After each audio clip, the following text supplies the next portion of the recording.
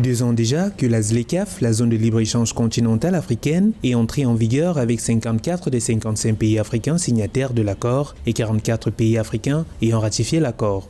Si les avantages de la ZLECAf sont bénéfiques au développement des industries et des économies africaines, mettre en commun les partenariats publics et privés et les PME s'avère une stratégie pour contribuer au succès de la ZLECAf. The future of making sure that this agreement works is inclusivity. L'avenir pour s'assurer que cet accord fonctionne est l'inclusivité. Si nous avons des petites et moyennes entreprises qui, nous le savons, sont les moteurs de l'économie africaine, créant plus de 400 millions d'emplois en Afrique, créant des millions et des millions d'opportunités pour les jeunes et bien sûr, contribuant pour plus de 60% au PIB de l'Afrique, c'est là que je crois que nous réussirons.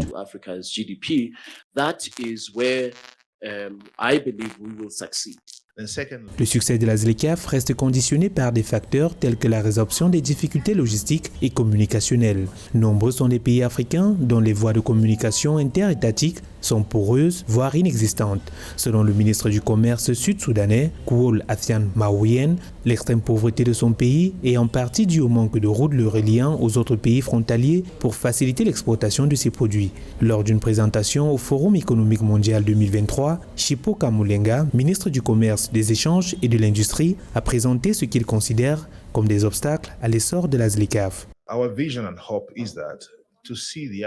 Notre vision et notre espoir sont de voir la zone de libre-échange continentale africaine réaliser réellement ses ambitions et répondre à ce que chaque État membre souhaite voir se réaliser. Nous devons nous occuper de certaines choses. Nous devons relever les défis logistiques auxquels l'Afrique est toujours confrontée. Ensuite, nous devons surmonter les défis de la communication si nous voulons vraiment faire de la zone de libre-échange continentale africaine un succès.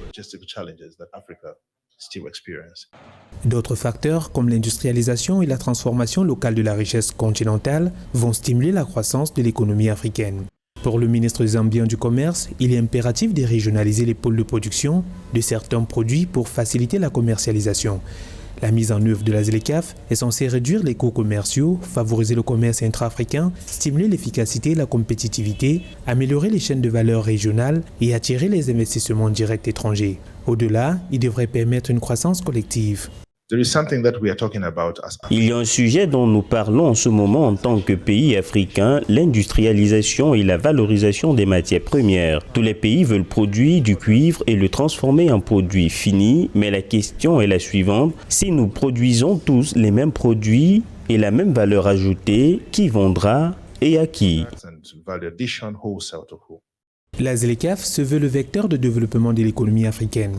Depuis plus d'une décennie, l'Afrique est un continent de croissance et d'opportunités. Au cours des 5 dernières années, près de la moitié des 20 pays au monde ayant la plus forte croissance économique se trouvent en Afrique, selon la Banque mondiale.